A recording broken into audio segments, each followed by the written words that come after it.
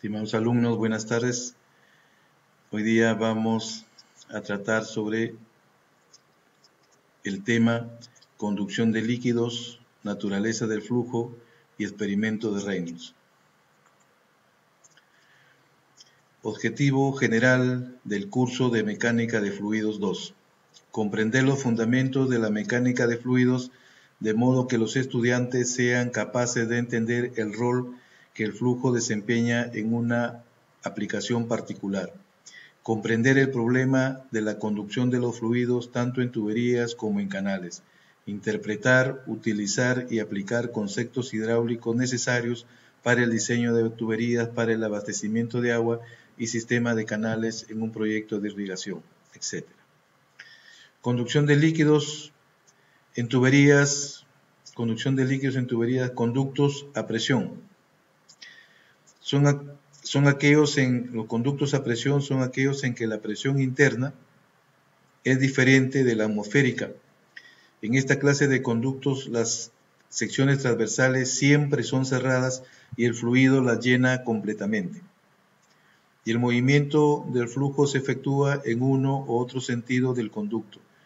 Son conductos a presión, por ejemplo, las redes de sistema de agua potable, las tuberías de succión y bombeo de instalaciones elevatorias, los conductos que alimentan las turbinas en las centrales hidroeléctricas. Conductos libres o conducción de líquidos en canales son aquellos en que el líquido circulante presenta una superficie libre sobre la cual rige la presión atmosférica.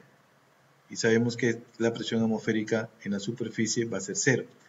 La sección transversal no tiene necesariamente un perímetro cerrado y cuando esto sucede funciona parcialmente lleno.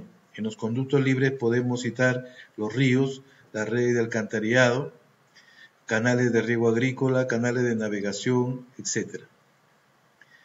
Diferencia entre canales y tuberías. Son varias las diferencias que pueden establecerse entre un flujo de un canal y de una tubería.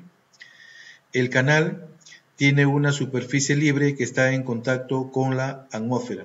En la tubería el líquido está confinado, es un conducto cerrado, hay presión ejercida por el fluido sobre el contorno. La diferencia entre un canal y una tubería no está pues en la forma de la sección transversal, sino en el comportamiento hidráulico de ambos.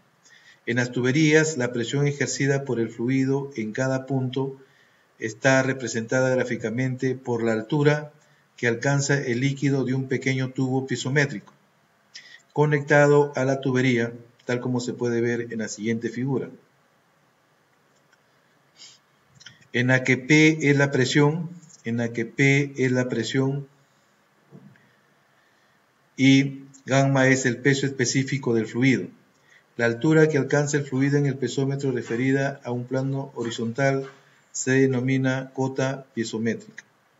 Como vemos acá la tubería, el piezómetro, hay un plano de referencia, es el eje, y tenemos al eje del plano de referencia, al eje de la tubería, tenemos una altura Z, y del eje de la tubería hacia el nivel superior del piezómetro, una altura H. Entonces, H será igual a Z más la presión entre el peso específico, cota piezométrica Z. Donde H es igual a la presión entre el peso específico. H es igual a la presión entre el peso específico. En los canales, por lo general, el flujo es agua, en cambio la tubería puede tratarse de cualquier fluido, puede ser un fluido líquido o gaseoso. El flujo en un conducto cerrado que pueda tener la forma de una tubería no es necesariamente un escurrimiento a presión, que sería el caso de un túnel o un conducto de desagüe en que por estar parcialmente lleno hay una superficie libre.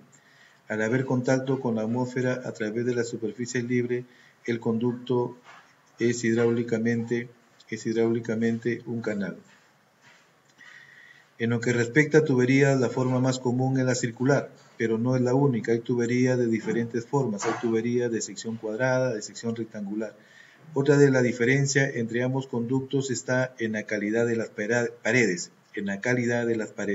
es decir, el grado de rugosidad del contorno. Las tuberías suelen ser de acero, hierro fundido, asbesto cemento, policloruro de vinilo, polietileno, reforzado con fibra de vidrio, materiales cuyo grado de aspereza no son muy diferentes. En cambio, los canales pueden tener superficies lisas como las anteriores o muy rugosas como aquellas con revestimiento de albañilería, de piedra o mampostería. En general se puede decir que los problemas en canales son más complejos que los problemas en tuberías. En una tubería dada, la sección transversal es rígida y determinada. Un aumento en el gasto, o sea, un aumento en el caudal, conlleva a un aumento de la velocidad. Tenemos que caudal es igual a velocidad por área, teniendo esa relación. Caudal es igual a velocidad por área. Un aumento en el caudal nos va a conllevar a un aumento en la velocidad para poder cumplir con la ley de continuidad. En cambio, en un canal hay una superficie libre. Un aumento en el gasto va a representar una variación en la sección. O sea, que incremento el caudal, tengo que hacer una variación en la sección del canal.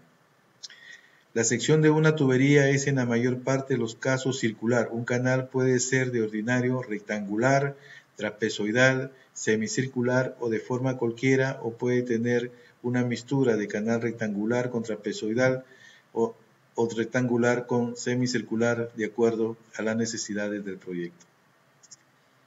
A pesar de las diferencias que han sido expuestas entre tuberías y canales, es posible estudiar en conjunto su comportamiento hidráulico. Ventajas de la sección circular. El método más común para transportar fluidos de un punto a otro es impulsarlo a través de un sistema de tuberías. Las tuberías de sección circular son las más frecuentes, ya que estas ofrecen no solo mayor resistencia estructural, sino mayor sección transversal para el mismo perímetro exterior que cualquier otra forma. Naturaleza del flujo laminar y turbulento, ¿no? Se llama línea de flujo a la trayectoria que describe un elemento del fluido en movimiento.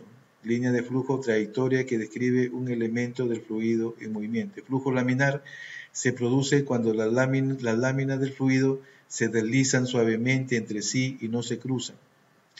Quiere decir que el fluido se está desplazando en forma de láminas. Y para facilitar el estudio de los fluidos en movimiento, consideraremos laminar al flujo de todos los líquidos que vamos a analizar. Al aumentar la gradiente de velocidad, se incrementa la fricción entre partículas vecinas del fluido y estas adquieren una energía de rotación apreciable. La viscosidad pierde su efecto y debido a la rotación de las partículas cambian su trayectoria. Al pasar de unas trayectorias a otras, las partículas chocan entre sí y cambian de rumbo de forma errática. Este tipo de flujo se denomina flujo turbulento. El flujo turbulento se produce cuando el flujo es irregular y forma remolinos con velocidades que varían. Veamos el experimento de Reynolds para determinar el tipo de flujo. Cuando las fuerzas de inercia del fluido en movimiento son muy bajas, la viscosidad es la fuerza dominante. Cuando las fuerzas de inercia del fluido en movimiento son muy bajas, la viscosidad es la fuerza dominante, o sea, mayor resistencia al flujo. Y el flujo es laminar. Osborne-Reynolds estableció una relación que permite establecer el tipo de flujo que posee un determinado problema. Para números de Reynolds bajos, el flujo es laminar y para valores altos, el flujo es turbulento.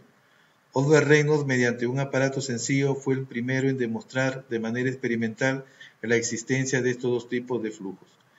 Mediante colorantes agregados al agua en movimiento, demostró que el flujo laminar, las partículas de agua y colorantes se mueven siguiendo trayectorias definidas sin mezclarse.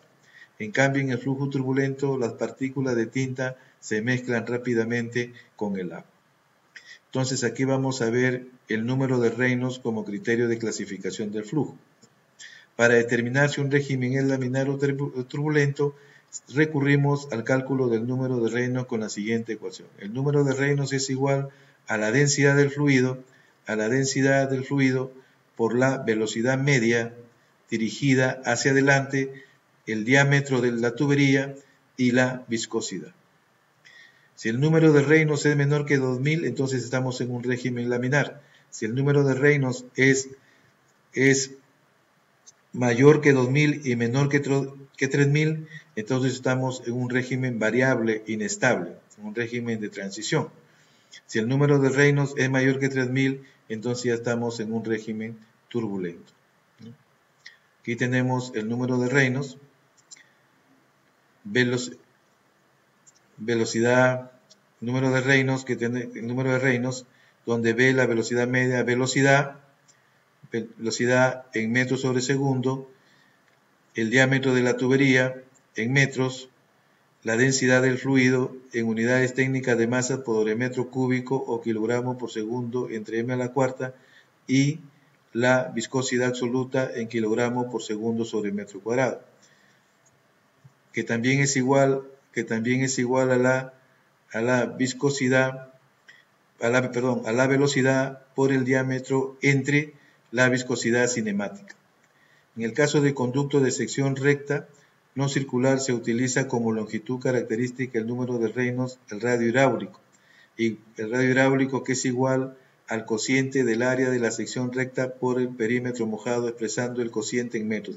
El número de Reynolds sería ahora velocidad que multiplica 4 veces el radio hidráulico entre la viscosidad. Eso es todo por hoy, alumnos. Gracias por su atención.